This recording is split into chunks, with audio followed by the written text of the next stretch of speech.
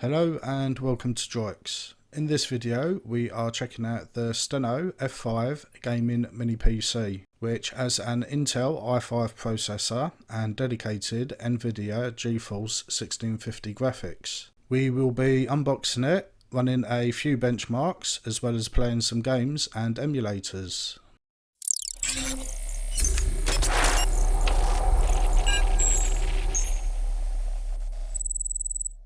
Let's get started with unboxing the Mini PC. First, we have a user guide, which is in full English and will get you up and running in no time at all. There is the Stheno F5 Mini computer, which we will show in more detail shortly. There is also a power brick and cable. We will include the correct adapter for your country. And last but not least is a HDMI cable to connect to your TV or monitor. The F5 keeps a sleek, clean look with just a power button on the front. It measures 8.6 by 7.6 by 1.5 inches. On the back is where you can find all of the ports. Starting on the left is the power supply port. A USB Type-C port is next and is ideal for connecting high-speed peripherals too. There are both DisplayPort 1.4 and HDMI 2.0 for connecting to your TV or monitor. Beside those are two USB 2 ports and four USB 3 ports.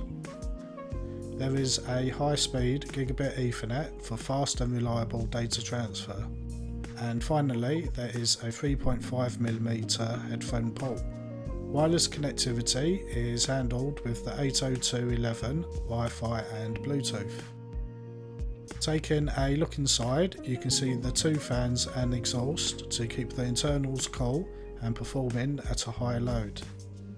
There is space inside to install your own 2.5-inch hard drive or SSD. Underneath, you can also upgrade the RAM and SSD if required. The Stheno F5 features an Intel Core i5-9300H processor, which has 4 cores and 8 threads, running up to 4.10 GHz. The graphics are powered with an integrated Intel UHD Graphics 630 and a dedicated Nvidia GeForce GTX 1650. Windows will switch between the two as and when required. For example, the 1650 is used for gaming. This helps conserve power and saves on electricity bills. There is a choice of 3 RAM and storage options: 16GB and 256GB, 16GB and 512GB, and finally a massive 32GB DDR4 dual channel 2666 MHz RAM and 1TB of M.2 PCIe NVMe SSD.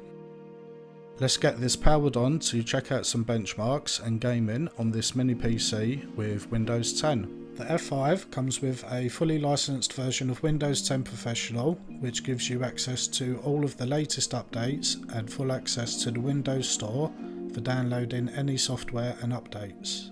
With Nvidia GeForce, you have the full options as you would on a full-size desktop with access to the GeForce experience.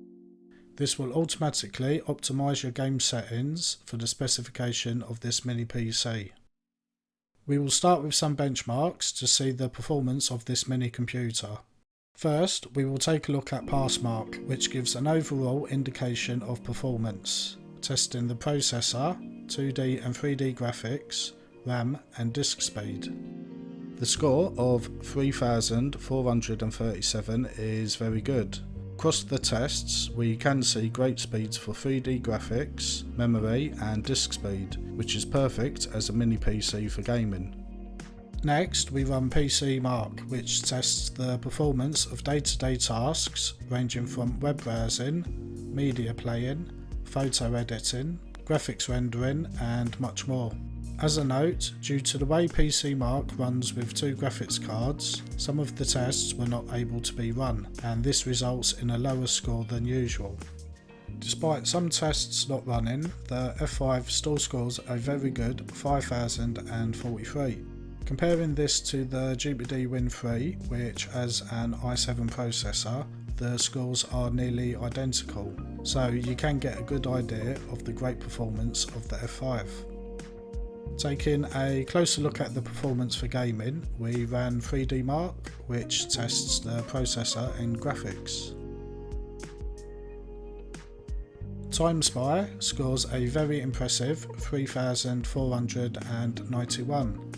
In comparison, the GPD Win 3 scored just 1791, so there is quite a gap in performance, with the F5 being far higher. We will finish off the system benchmarks with DiskMark. We are testing the included M.2 PCIe NVMe SSD and not the 2.5-inch hard drive. The score of around 1400 megs a second are very good. This helps a great deal with everything from faster Windows booting to game loading times. A quick interlude to mention to like and subscribe if you are enjoying this video.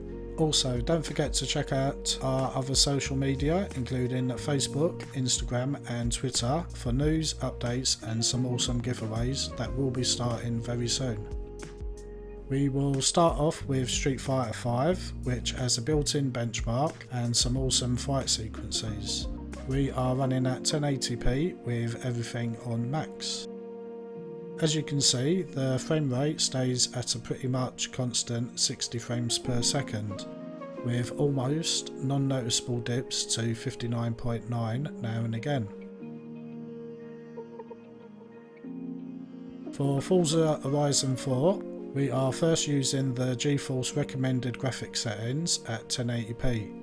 This is a mix of medium, high and ultra settings to get a good balance of performance and visuals. The benchmark scores a very impressive average 78 frames per second, with a low of 68 and a high of 93, so well within the parameters of a minimum of 60 frames per second.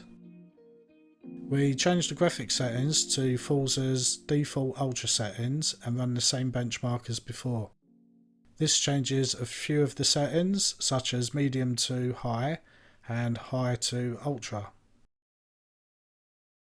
The benchmark scores are still very impressive, with an average of 76 frames per second, with a low and high of 64 and 93. But do remember, this is a set benchmark, so actual gaming performance may be a little lower.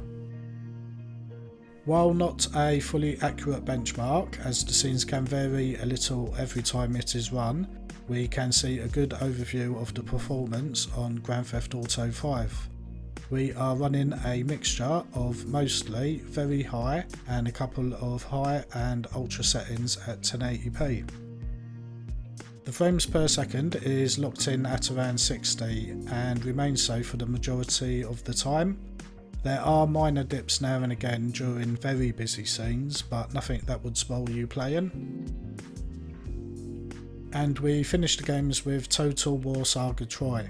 After this we will have some emulators running, so keep watching. Total War is running on the game's default ultra settings at 1080p, which have very high system requirements. We get a score of an average 33 frames per second, which is very good considering the requirements. Comparing it to the i7 GPD Win 3, which scored just 19, you can see a noticeable gap in performance. Now on to some retro gaming with the F5. As this mini PC is high spec, you can enjoy everything from 8 to 32-bit systems with no issues at all. So we won't spend too long on those and instead test some higher end consoles. Starting with the PlayStation Portable and God of War. I have increased the graphics settings to improve the quality on a monitor. As you can see, the frame rate is pretty much locked in at 60 frames per second. We have seen this game struggle on other retro devices due to the lack of power, but on the F5 it's no problem. PlayStation 2 emulation is also very good, running with a few improvements to the graphics to look nicer on a monitor. The game is run at full speed with no issues, and as such you can probably spend a little time tweaking the settings for even higher quality visuals. In vain efforts to learn how to play skateboarding games, I am testing Skate 3 again.